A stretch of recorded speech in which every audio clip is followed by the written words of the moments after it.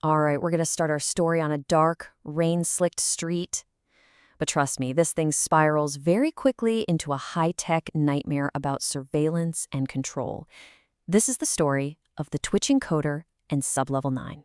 So it all kicks off with this single line from our protagonist, a freelance coder named Jack Harlan. And that's it.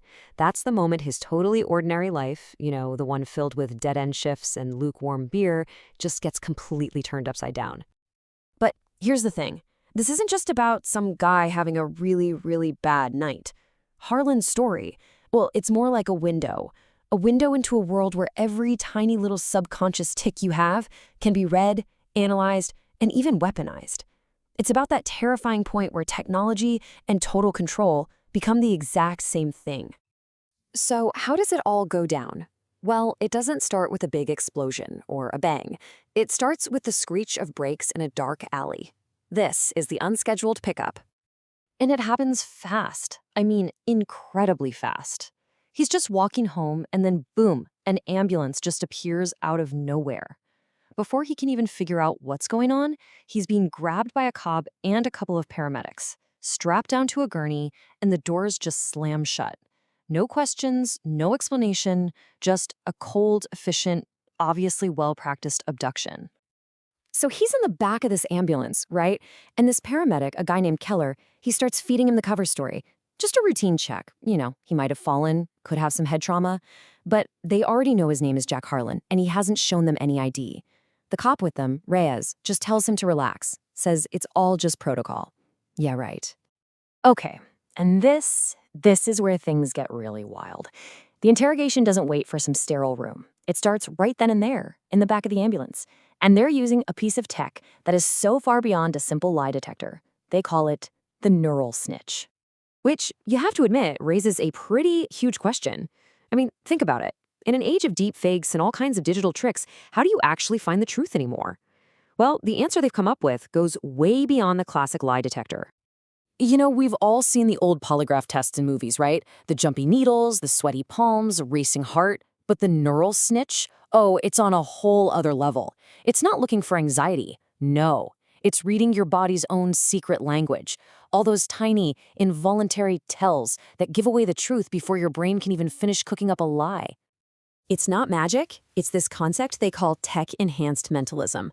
Just think of an old-school magician doing a cold reading. But now, imagine that magician is supercharged with incredibly sensitive sensors and predictive algorithms. They're literally turning the human subconscious into a data stream they can read. It's like this secret, involuntary Morse code your body is constantly sending out. A major lie? That might trigger a nearly invisible twitch in your eye. A smaller, minor lie? Maybe an involuntary flex of your toe. Every tiny, subtle movement is being logged and cataloged, turning Harlan's own body into the star witness against him. So after just a few simple questions, Keller reads the verdict from his machine, and it is cold and clinical. Harlan's body has totally betrayed him. All those subconscious twitches have painted a very clear picture of guilt. And they're about to get a whole lot worse. So what does escalation mean? Well, it's not more questions in the ambulance. No, it means a trip to a place that, on paper, doesn't even exist. Welcome to Sub9. The ambulance takes a dive deep under a hospital, down into this secret facility.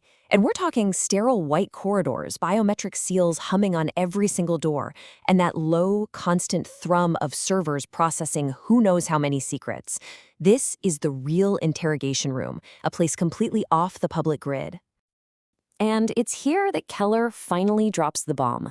He tells Harlan that he didn't just accidentally stumble into a secure network. No, he downloaded fragments of something called Project Meridian. And what were those fragments? Satellite kill switches. The kind of data that could literally black out an entire city. So what in the world is this mysterious Project Meridian? Let's break it down, because it's a big one.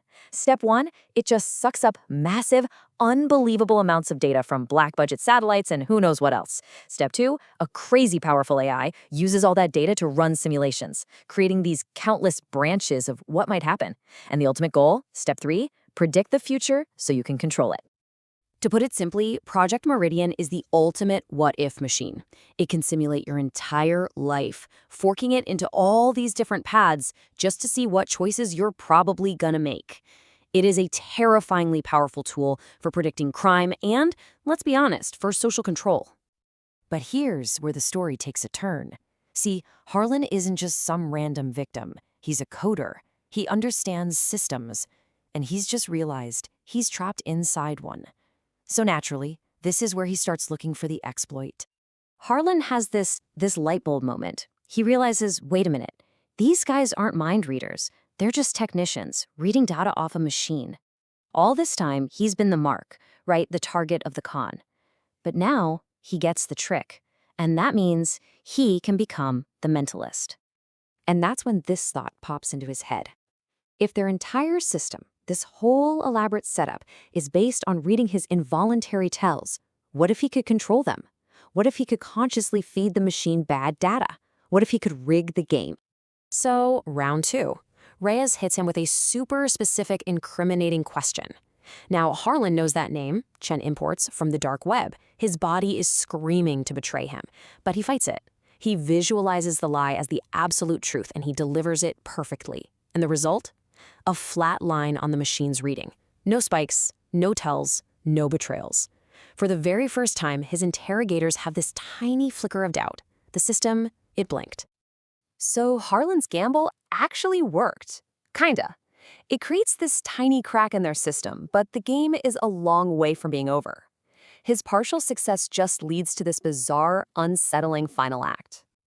And then, just like that, out of nowhere, Reyes tells him he's being released. A provisional release, he calls it. But as Harlan is being escorted out, you gotta ask yourself, is he really free? Or is this just a new phase of the experiment? Are they just letting out the leash to see where he runs? So they dump him in a real hospital ER, and he bolts, makes a beeline for his friend Tommy's place, the safest spot he can think of. But just as he's starting to breathe, to decompress, the final twist lands. Tommy starts talking about this wild darknet rumor he's been tracking, about a project called Meridian. And Tommy's description?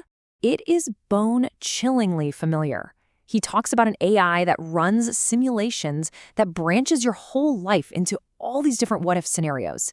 He even describes one specific simulation he saw, one that perfectly matches a vision they showed Harlan back in Sub9. This project isn't just a secret anymore, it's leaking. And that really is the question that sticks with you, isn't it?